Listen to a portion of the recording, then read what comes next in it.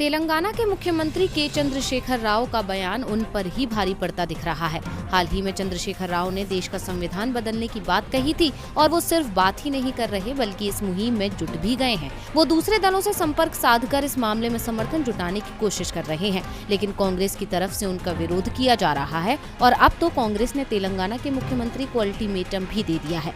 आपको बता दें कि कांग्रेस के वरिष्ठ नेता वी हनुमंत राव ने गुरुवार को तेलंगाना के मुख्यमंत्री के चंद्रशेखर राव को भारत के संविधान को फिर से लिखने पर अपना बयान वापस लेने का अल्टीमेटम देते हुए कई आरोप भी लगाए हैं। कांग्रेस नेता ने कहा, बाबा साहेब ने संविधान लिखा है जिसने कमजोर वर्ग को उत्थान दिया है। एक तरफ केसीआर अम्बेडकर की 124 फीट की मूर्ति बनाना चाहते हैं और दूसरी तरफ वो संविधान को बदलना चाहते हैं। हमें संविधान के अनुच्छेद 3 के कारण तेलंगाना मिला। अब आपको संविधान बदलना होगा और अम्बेडकर विरासत को हटाना होगा। लोग बहुत गुस्से में हैं। केसीआर एक बड़ी गलती कर रहे हैं। केसीआर को अपने बयान वापस लेने चाहिए। बाबा साहेब अम्बेडकर द्वारा संविधान लिखे जाने के बाद हमें वास्तविक स्वतंत्रता मिली। हम तेलंगाना सरकार को बयान वापस लेने के लिए एक अल्टीमेटम दे रहे हैं।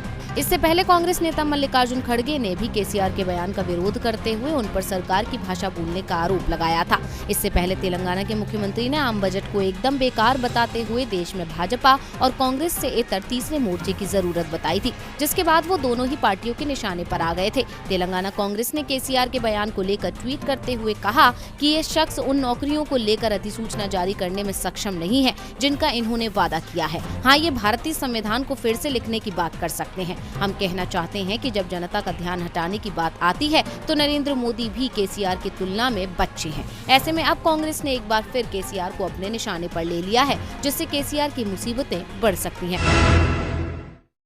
विधानसभा चुनाव के लिए कांग्रेस ने अपने उम्मीदवारों की दूसरी लिस्ट जारी कर दी है। कांग्रेस ने इस लिस्ट में अपने 10 उम्मीदवारों के नामों की घोषणा की है। इससे करीब एक हफ्ते पहले कांग्रेस ने मणिपुर विधानसभा चुनाव के लिए अपनी पहली लिस्ट जारी की थी। पहली लिस्ट में पूर्व मुख्यमंत्री ओकराम इवोबी सिंह और प्रदेश कांग्रेस कमेटी के अध्यक्ष एन लोकेन सिंह के नाम भी शामिल थे। इवोबी सिंह को उनकी वर्तमान सीट थाउवल से ही उम्मीदवार बनाया गया है। वहीं लोकेन सिंह को नामबोल से मैदान में उतारा गया है। लोकेन सिंह नामबोल से ही विधायक हैं। मणिपुर की 60 सदस्यीय विधानसभा में 2 चरणों में चुनाव होंगे। 27 फरवरी और 3 मार्च को वोटिंग होगी, जबकि 10 मार्च को नतीजे आएंगे। इस बार मणिपुर में जीत के लिए कांग्रेस ने 5 स्थानीय पार्टियों के साथ गठबंधन किया है।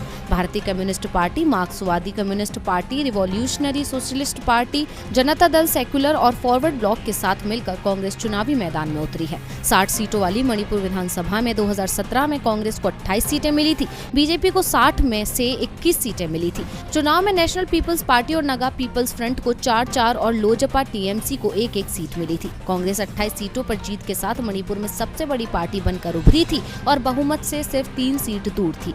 बावजूद इसके वो सत्ता से दूर रह गई थी। बीजेपी ने 21 सीटें जीतने के बाद नेशनल पीपल्स पार्टी के 4 विधायक, नगा पीपल्स फ्रंट के 4 विधायकों और बीजेपी के 1 और 2 अन्य विधायकों के सहयोग से मणिपुर में सरकार बनाई थी। राज्य में बीजेपी के एन बीरेन्द्र सिंह मुख्यमंत्री बने थे। इस बार भी कांग्रेस राज्य में ज्यादा मजबूत नजर आ रही है और कांग्रेस भी हर कदम सोच समझ कर रख रही है, जिससे वो मणिपुर में अपनी सरकार बना सके। में सीएम चन्नी की लोकप्रियता और राज्य में कांग्रेस की मजबूत स्थिति से विपक्षी पार्टियों में घबराहट है। सीएम चरणजीत सिंह चन्नी के रिश्तेदार भूपेंद्र सिंह हनी को आज सुबह 3 बजे ईडी ने गिरफ्तार कर लिया। जनवरी में ईडी ने सीएम के रिश्तेदार के घर और दूसरी जगहों पर छापेमारी की थी, जहां से 10 करोड़ रुपए बरामद किए गए थे। सीएम चन्नी ने तब आरोप लगाया था कि उन्हें फंसाने के लिए ये सब हो रहा है। दूसरी तरफ विपक्ष, खासतौर से अकाली दल और आम आदमी पार्टी ने चरणजीत सिंह चन्नी पर जबरदस्त हमला बोला था। पंजाब में विधानसभा चुनाव है, ऐसे में इस मामले को तूल दिया जा रहा है। चरणजीत सिंह चन्नी 2 जगह से विधानसभा चुनाव लड़ रहे हैं।